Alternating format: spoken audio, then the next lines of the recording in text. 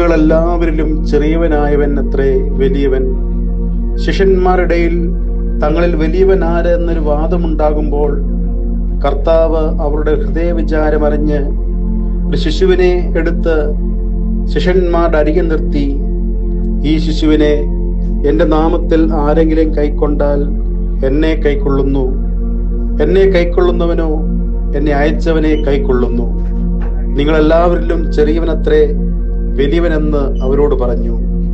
സർവാധിപതിയായ ദൈവം വിനീതരിൽ വിനീതനായി മനുഷ്യാവതാരം ചെയ്യുന്നു. ശൂന്യവൽക്കരണത്തിന്റെ ഉദാത്തമായ മാതൃകയാണ് തമ്പുരാന്റെ മനുഷ്യാവതാരത്തിൽ നാം ദർശിക്കുന്നത്. ഇത് വിധേയത്വത്തിലൂടെ മാത്രമേ സാധിക്കുകയുള്ളൂ. ഈ വിധേയത്വം ഒഴിഞ്ഞുമാറലും ഒഴിവാക്കലുമല്ല, പിന്നെയോ ദൈവത്തിന്റെ പദ്ധതികളോടുള്ള താതാത്മ്യപ്പെടലാണ്. ഈ വിനയഭാവമാണ് നാം ധരിക്കേണ്ടത്. തമ്പുരാൻ തന്റെ വിനയത്തിലൂടെ അനേകരുടെ ഉയർച്ചയെ സാധ്യമാക്കി. നൽകലിലൂടെ മാത്രമേ പ്രാപിക്കുവാൻ കഴിയൂ. നഷ്ടപ്പെടുന്നതിലൂടെ മാത്രമേ നേടാൻ കഴിയൂ. ഉപേക്ഷിക്കപ്പെടുന്നതിലൂടെ മാത്രമേ സ്വായത്തമാക്കാൻ കഴിയൂ. ശാഠ്യത്താലോ ദുരഭിമാനത്താലോ ഒന്നും ചെയ്യാതെ താഴ്മയോടെ ഓരോരുത്തൻ മറ്റുള്ളവനെ തന്നേക്കാൾ ശ്രേഷ്ഠൻ എന്ന് എണ്ണിക്കൊള്ളുവിൻ.